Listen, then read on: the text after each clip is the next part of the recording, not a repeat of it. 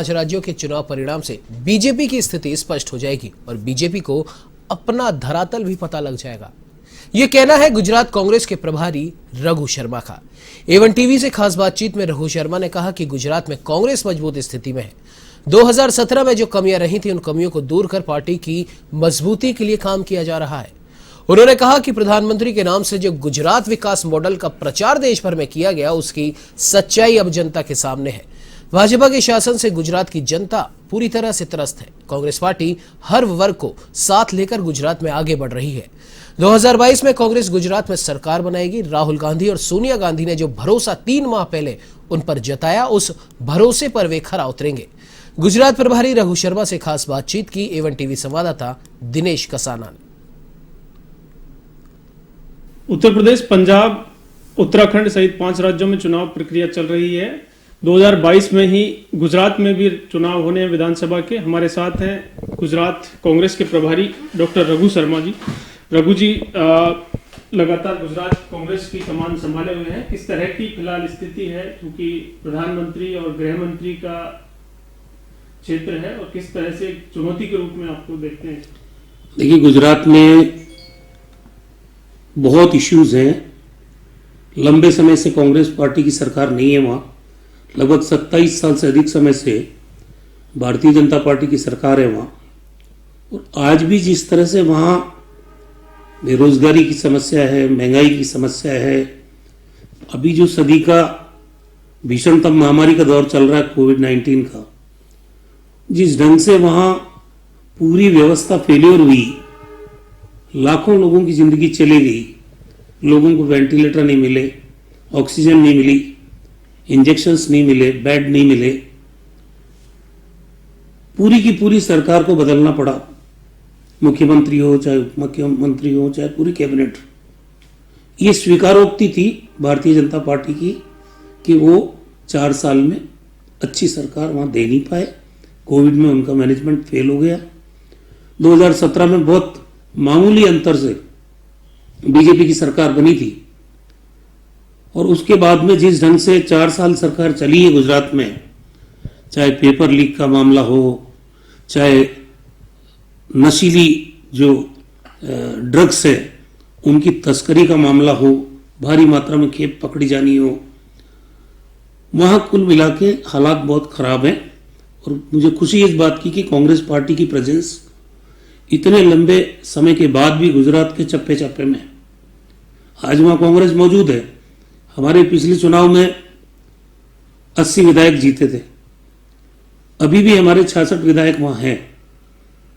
हमारी कोशिश होगी कि आने वाले समय में संगठन को मजबूत बना के, हमारे जिले हैं, ब्लॉक हैं, फ्रंटल ऑर्गेनाइजेशंस हैं, सेल्स और डिपार्टमेंट हैं, इनको मजबूत बना के बूथ स्तर तक कांग्रेस ऑर्गेनाइजेशन को हम खड़ा करें, ताकि मजबूती के साथ 2022 में जब दिसंबर में चुनाव हो, कांग्रेस पार्टी परफॉर्म करे और सरकार बनाए। यही लक्ष्य लेके हम काम कर रहे हैं। आपने कहा 2017 में जब चुनाव हुए थे तो मामूली अंतर से बीजेपी की सरकार बनी थी।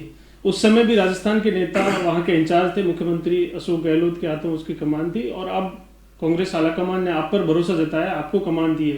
तो आपको लगता है कि उस समय जो कमियां रह गई थी उनको पूर्ति करते हुए अब 2022 में कांग्रेस का एक बार फिर परचम लहराया जाए? देखिए, भारतीय जनता पार्टी तो उस वक्त भी कह रही थी कि हम 150 प्लस जीतेंगे। आई उनकी 99, 100 के नीचे आई। तो ऐसा नहीं है कि कांग्रेस वहां सरकार नहीं बना सकती। कुछ कमियां 4 शहरों के अंदर, सूरत में, बड़ौदा में, अहमदाबाद में और राजकोट में, इन 4 शहरों में हमको अपेक्षित परिणाम नहीं मिले। इसकी वजह से पिछली बार सरकार बनने से रह गई। अब की बार हमारी कोशिश है, चाहे शहरी क्षेत्र हो, चाहे ग्रामीण क्षेत्र हो, सब जगह पार्टी का मजबूत संगठन खड़ा हो, अच्छे उम्मीदवारों का चयन हो, और मजबूती के साथ जो मुद्दे गुजरात की जनता के सामने आज मौजूद हैं, उन मुद्दों के आधार पर हम पीड़ित और वंचित वर्ग की आवाज बनकर जनता का आशीर्वाद हासिल करें और सरकार बनाएं। आपने कहा 2017 में जब चुनाव हुए 80 सीटें कांग्रेस पार्टी ने जीती थी, लेकिन अब वो 65 के करीब विधायक वहां पर रह गए हैं। तो 15 विधायक जो पार्टी से छोड़ गए हैं, क्या कारण रहे, क्यों विधायकों का मोहभंग लगातार पार्टी से हुआ? चूंकि आपने अब कमान संभाली है, आपने भी वहां पर पूरा विश्लेषण किया होगा, क्यों पार्टी से लगातार विधायकों का मोहभंग हुआ? पार्टी से विधायकों का मोह भंग होना एक अलग बात है, और भारतीय जनता पार्टी ने जिस कल्चर को डेवलप किया है, चुने हुए विधायकों की खरीद फरोख्त का लालच देके, जिस ढंग से गोवा में इनको बहुमत नहीं था, सरकार बनाई, कांग्रेस के विधायकों को तोड़ा, कर्नाटक में कांग्रेस की सरकार को गिराया, मध्य प्रदेश में कांग्रेस की सरकार को गिराया, यहां राजस्थान में भी सरकार गिराने की पूरी कोशिश इन लोगों ने की। ऐसी परिस्थिति में कुछ लोगों का, 15 लोगों का पार्टी छोड़ जाना दुखद बात थी। लेकिन फिर बाई इलेक्शन हुआ, 3 सीट कांग्रेस ने जीती, 12 बीजेपी में जीती। हालात जनता की नजर में है सारी कि अगर विधायक कांग्रेस के सिंबल पर जीत के और भारतीय जनता पार्टी में बिना कारण चले जाता है, तो सीधा सीधा है कि ये भारतीय जनता पार्टी की खरीद फरोख्त की राजनीति है। अब बीजेपी एक्सपोज हो चुकी पूरे देश में, और इनकी उल्टी गिनती भी शुरू हो गई है। जिस ढंग के हालात आज चाहे पंजाब में, उत्तराखंड में, उत्तर प्रदेश में, गोवा में बीजेपी के बने हैं, मुझे तो पूरा विश्वास है कि 2022 में गुजरात में भी कांग्रेस पार्टी की सरकार बनेगी। प्रभु जी, जिस तरह से चुनाव से ठीक 1 साल पहले पूरे सत्ता का चेहरा बीजेपी की ओर से बदला गया, मुख्यमंत्री बदला गया, पूरी सत्ता का चेहरा बदला गया, तो बीजेपी को लगता है कि एक बड़ी चुनौती कांग्रेस पार्टी वहां पर दे सकती है? और क्या आप मानते हैं कि जिसकी वजह से बीजेपी सत्ता का चेहरा बदला गया? देखिए, जनता के हित के लिए तो चेहरे बदले नहीं उन्होंने। 4 साल उन्हीं चेहरों से सरकार चलाई है जिन चेहरों को बीजेपी ने बदला है। अब तो चुनाव का साल है, इस साल में चेहरे बदलने का मतलब यह है कि एक तो बीजेपी ये स्वीकार कर रही है कि गुजरात में 4 साल अच्छी सरकार वो नहीं दे सके जनता को। दूसरा, चुनाव जीतने की गरज से उन्होंने चेहरे बदले हैं। ये पब्लिक भी समझ रही है आजकल। जनता लोकतंत्र के अंदर इतनी समझदार है कि वो जानती है ये परिवर्तन किस लिए किया गया है। तो बीजेपी अगर ये सोचती हो कि चेहरे बदलने से उनके पाप धुल जाएंगे, या जो उन्होंने गलतियां की है, असफल सरकार दी है, उससे जनता का ध्यान हट जाएगा, मैं समझता हूं ऐसा होगा नहीं। हार्दिक पटेल, जिग्नेश मेवाणी, कन्हैया कुमार, तमाम नेताओं को साथ लिया गया, और अभी जो पीसीसी की कमान वहां पर सौंपी गई है वो भी ओबीसी चेहरे पर जगदीश ठाकुर को सौंपी गई है। तो आपको लगता है कि इन तमाम चेहरों के पार्टी के साथ जुड़ने से कांग्रेस पार्टी को मजबूती मिलेगी और आने वाले समय में? निश्चित रूप से कांग्रेस पार्टी के साथ वैसे तो हर वर्ग के लोग हैं, लेकिन जो नया परिवर्तन किया है हमारी नेता सोनिया गांधी जी ने, हमारे नेता राहुल गांधी जी ने, गुजरात के कांग्रेस के लोगों और जनता की भावनाओं को देख के किया है। बहुत ही मजबूत चेहरा प्रदेश कांग्रेस अध्यक्ष के रूप में दिया है, बहुत ही मजबूत चेहरा कांग्रेस विधायक दल के नेता के रूप में दिया है। और भी जो फैसले हो रहे हैं, अभी हमने 13 जिलों में नए अध्यक्ष बनाए हैं। कार्यकारी अध्यक्ष हार्दिक पटेल है ही है वहां पे। जिग्नेश मेवाणी जी भी निर्दलीय विधायक है, लेकिन कांग्रेस के समर्थन से वो विधायक बने थे एज इंडिपेंडेंट, वो भी कांग्रेस पार्टी के साथ है। मैं समझता हूं कि एक बहुत बेहतर टीम हमारे पास है, नीचे के स्तर तक है, तो गुजरात में निश्चित रूप से हम परिवर्तन कर पाएंगे।